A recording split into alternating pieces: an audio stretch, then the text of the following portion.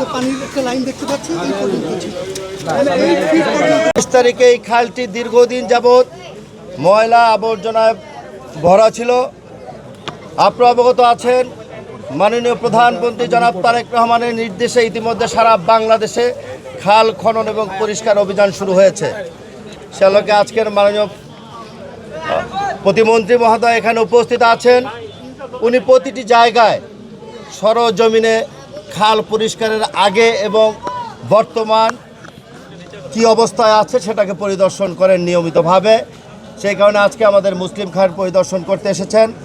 আপনারা অবগত আছেন, আমরা প্রতিনিয়তই প্রতিটি জায়গায় খাল নর্দমা এবং যেখানে মশক এবং নিয়ন্ত্রণ রাখার জন্য যাবতীয় কাজকর্ম করার প্রয়োজন হয় আমরা নিয়মিত করে যাচ্ছি।